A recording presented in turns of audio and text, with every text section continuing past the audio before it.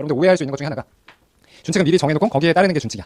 그러면 선생님 너무 그거는 경기에 대응하지 못하는 거 아닙니까? 미리 정해놨으니까 대응하지 못하는 거 아닙니까? 이렇게 오해할 수 있는데 경기에 대응하도록 미리 정하면 되는 거야. 무슨 얘기야? 여기 쭉 나와 있는데 이런 테일러 준칙은 미리 정해놔. 어떤 식으로 정해놓는데 정책 금리, 이자율을 정하는 방식인데 뭐에 따라서 경제 상황이 달라지면 정책 금리가 바뀌도록 미리 정해놓는 거야. 미리 정한다. 그러면 얘도 준칙이야. 근데 준칙인데 GDP 갭이 증가한다. 우리 GDP 갭을 어떻게 정의했었지?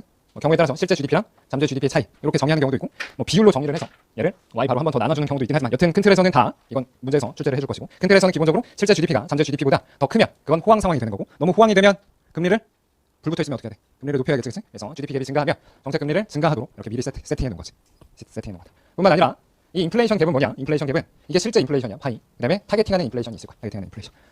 실제 인플레이션과 타겟팅하는 인플레이션. 마치 실제 GDP와 잠재 GDP가 있는 것처럼. 그러면 중앙은행이 타겟팅하는 인플레이션율이 있다. 아까는 내가 간단하게 설명하려고 인플레이션이 낮으면 낮을수록 좋다고 했지만 바로 1시간, 2시간 전에 적정 수준의 인플레이션은 오히려 경제에 도움이 된다고 했었잖아. 그치? 그래서 중앙은행이 예를 들어서 한 2% 수준의 인플레이션을 한다고 하면 그러면 실제 인플레이션이 2%보다 높아진다고 하면 불이 붙은 거지. 너무 불이 붙은 거고 불이 붙으면 불을 꺼야 되니까 금리를 높이게 된다는 거야. 그래서 가장 간단한 상황에서의 테일러 준칙을 식으로 이렇게 표현한 거고 이런 거 이제 문제를 풀다 보면 출제자들에 따라서 조금씩 식을 변형할 수는 있는데 기본적으로 큰 틀은 이거야. 큰 틀은 어떤 틀이다?